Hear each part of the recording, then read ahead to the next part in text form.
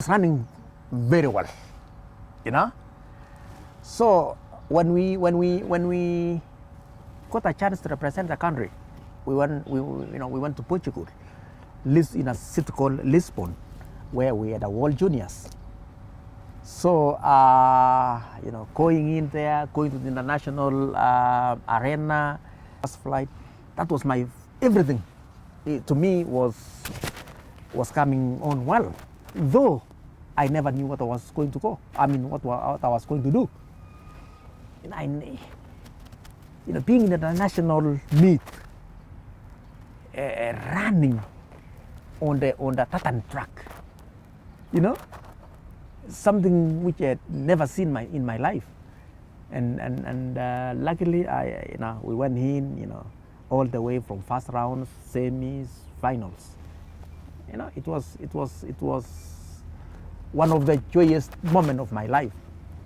And during finals, I expected my fellow Kenyan, who had already won the nationals, to be one of those guys who would win a medal before me. That was my expectations, because I had never beaten him. And though I never knew of any other athletes you could see at times they were fast, and so on and so forth. So we went in, and I was expecting this guy. In my mind, I'm waiting for a guy from Kenya to pass me so that I can increase my speed, because I could not imagine I would beat him, because he was such a talented guy, such a fast guy, and he was in Form 4 by then, so he was older than me. So just 20 minutes before the finish, this guy was not there, and I just pushed, and luckily I got bronze from there. Yeah, I got silver. I got silver. Bar has now been raised, and the school was extremely happy. I wasn't alone from St. Patrick's by then. There were other guys, taking part in the World Juniors as well. I remember there was a guy running the steeplechase. He got called. There was a guy running 1500. He was among the top ones. There was and I was doing the 800, and there was a guy doing 400, and 5000. Of course, Kwambai was there. Charles Kwambai, he was there, running the 5000, and there was, I think we were quite a number. We were almost 5 from one school representing the country. We came home, more and more celebrations, and all the teachers, all the students, Brother Colm, of course, we were all happy. We were celebrating, and I now knew, this is the place to be. Good things should come out of this place, and I have to leave a mark. That was the change, in everything that I was doing. After Lisbon is when now things change. Drastically things change all of a sudden.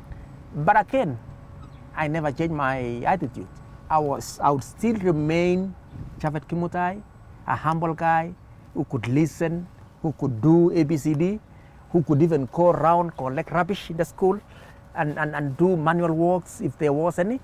And I would not run away from whatever the school wanted us to do. I would still remain there, do everything that was required of me, continue with my studies, and the following year was another year.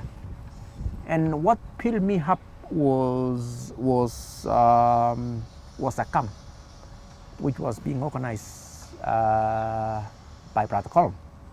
After every school holiday, and I would not go home. I would remain in school, do my training until when the school is open, and that was actually what filled me up for more and more to be more stronger. and run even faster. Yeah. No. And you know, the following year we had African Junior Championship, which was being held in one of the West African countries. So and I realized that you know, the team that was going there was squeezed, was limited. So being smart is very important. And I realized that if I don't do 2 events, I will not be among those who will be selected. So I decided to take the 1500 meters and 800 meters. I had to double to increase my chances of representing the country in African Championship, Africa Junior Championship, that is. And again, I after doing all the selections, you know, all the way from the district all the way to the nationals, and I remember I won everything, each and every race, all the way to the nationals.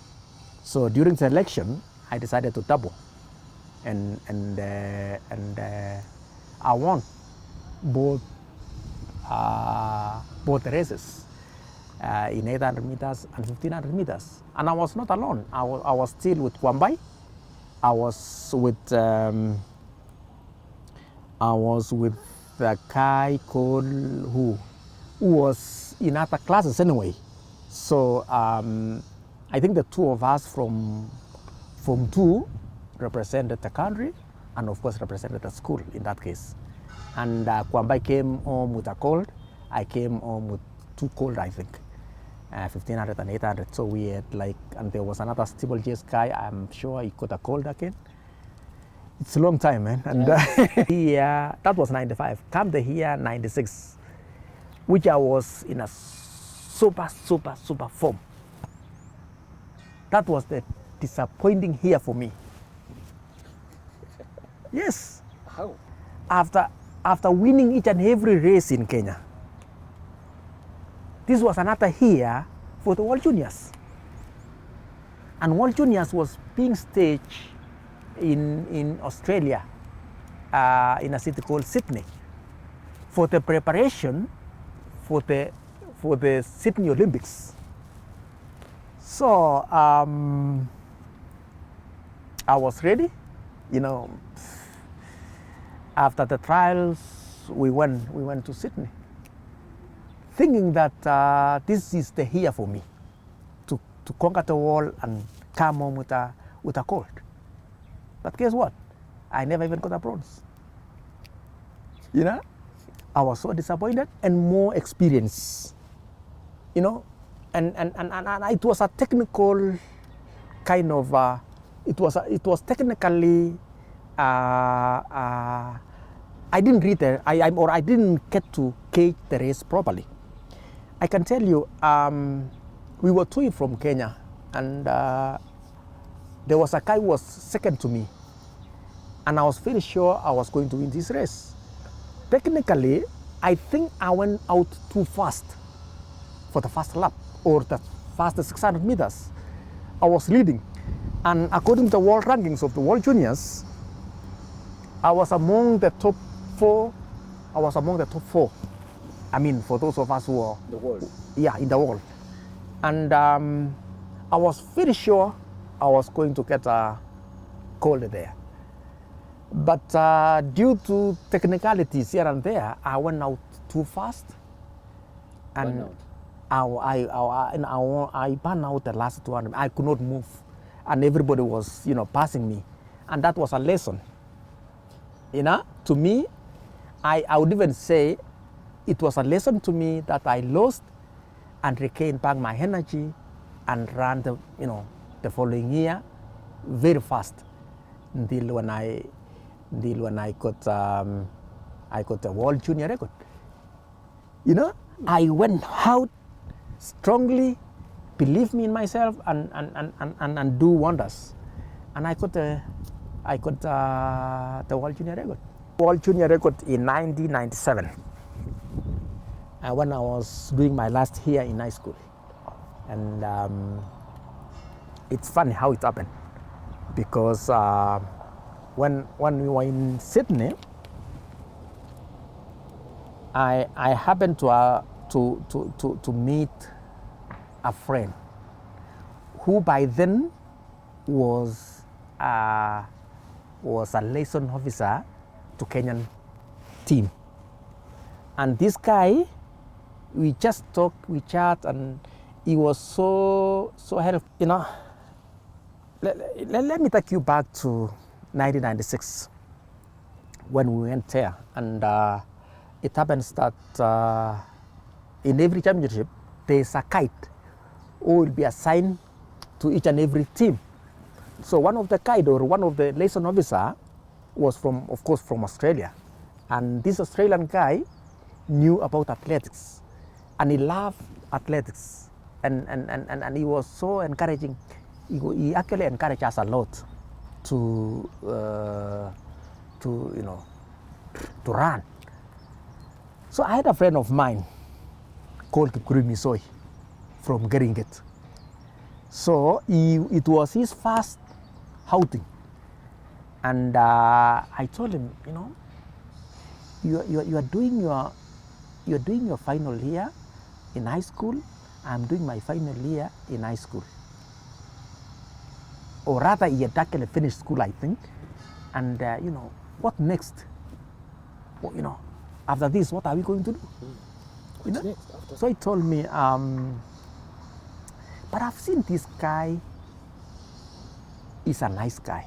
Why can't we approach him and talk to him so that he can be our manager? Surprisingly, we approached him, and the guy was so positive, you know.